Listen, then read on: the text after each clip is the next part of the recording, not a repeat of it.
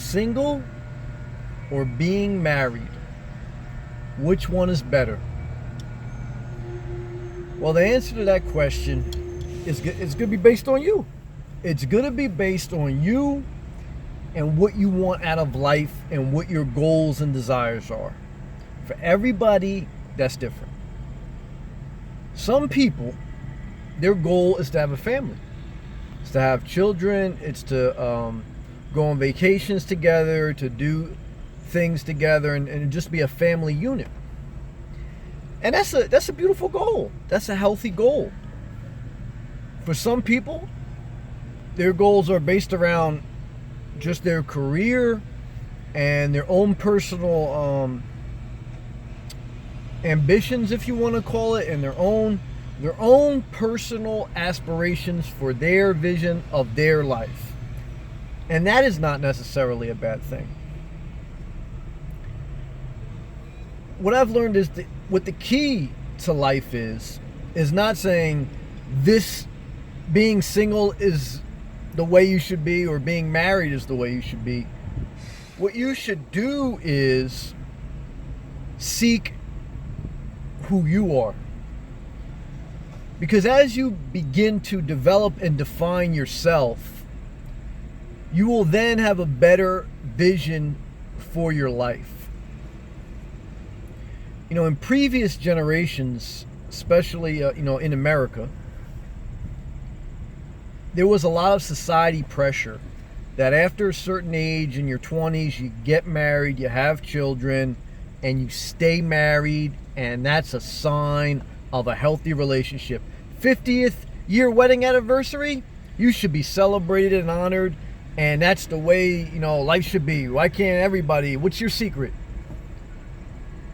But as the layers of that mirage begin to peel away as time goes on, and history shows us that there was a lot of deception and misunderstanding surrounding getting married at a certain age, surrounding everybody should have children, surrounding everybody should stay together for 50 some odd years. There was a lot of unhealthy relationships because of that society mindset. There was also a lot of reason behind that was lack of women rights and women equality, because a lot of women, they just stayed with the man because for them to get divorced at 40-something years old, to never have been in the workforce and then to join the workforce, which was slanted towards the male, for them to make a living and support themselves, and if they had children, they wouldn't be able to do it. It was not possible. And that's why the women's rights movement and all that, I don't care what you personally believe, you have your right, but I believe that was one of the best things for our society. Because no one, man, woman, or anything in between, no one should be held hostage by the almighty dollar.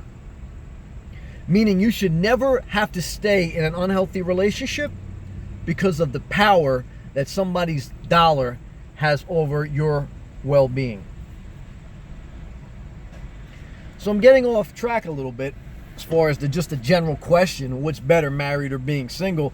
But these are all the thoughts that I have that we also need to understand from a society standpoint, especially in America, because that's where I'm from. Our understanding has evolved, okay? Because there's a lot of people that celebrated their 50th wedding anniversary, and their marriage is a sham, okay? And their kids are a train wreck, and they're in unhealthy relationships. It's not in judgment of them, but it's to break that myth. The years you've been together isn't necessarily a sign of a good relationship. That being said, in context, there is a level of honor for those who in a healthy manner have sustained a long-term relationship and haven't just looked for the door at the first sign of any problem. And a lot of people have raised a healthy family and have had great times with the understanding and the fairness that nothing is perfect. So there's also been some down times. There's also been some failures in that marriage and raising kids. But overall, good was done. And a good family structure was formed and maintained throughout the years. From the single side, which I am single and I am thankful to be single, and I want to stay single as far as the eye can see. At one time, in my mid-20s, I was almost desperate, I want to say, to be in a relationship. And I don't even want to say to be married, but I just felt like I want to be in a long-term relationship. And things just never worked out for various reasons. And then I got to the point in my 30s where I said, man, and I got to know myself, and I got to enjoy myself, and I had, you still have moments of loneliness, right? Nothing's perfect. Everything has trade-offs. Nothing's perfect, but you have to decide what's best for you. So for me, what's best for me is a couple moments of loneliness I'll deal with for an overall peaceful and joyful life that I don't have to be bothered and haggled and drugged. Just every decision is harder because I got to get somebody else on board, or they got to get me on board. I'm not for that. That's not for me. That's not for me. But if it is for you, if you have a vision of having a family and kids and everything, that's a beautiful thing. I would say just in general, again, always define, your own journey, but in general, the upside about being single is you have nobody to answer to. And you don't have any arguments about, oh no, I want to do this, I want to do that, I want to go here, I want to go there, I want to spend my money here, I want to spend my money there. There's nobody to debate. There's nobody to carry emotionally. There's nobody to just bitch and moan. And there's nobody to have to share your visions and dreams with. You have to compromise. And downside is some loneliness. The downside is some lack of intimacy. The upside of being married is if you're in a healthy relationship, you have a partner. You have somebody that can help you when you need help. You can go further maybe together. You can have children. You obviously, need to have, be in a relationship if you want to, do it, quote unquote, the family structured way. And what I've learned is that whatever it is for you, being single or being married, it's always going to look to some people a little bit greener. Grass is greener on the other side. Some people say, Sam, I would love to be single, not to have anybody answer what the cares. You don't have any cares. But then I see those people, they go on vacation for 1 to 2 weeks, and they don't have anybody to talk to, and they don't have anybody to hang out with or share certain places they go visit. They go crazy. Some people, if they're not in a relationship, after a couple weeks, they become self-destructive. They drink, they do unhealthy behavior, and they become self-destructive to themselves because there is something within their being that needs another person to complement their life. And there are some other people that force a relationship because they can't discipline themselves past the moment of loneliness.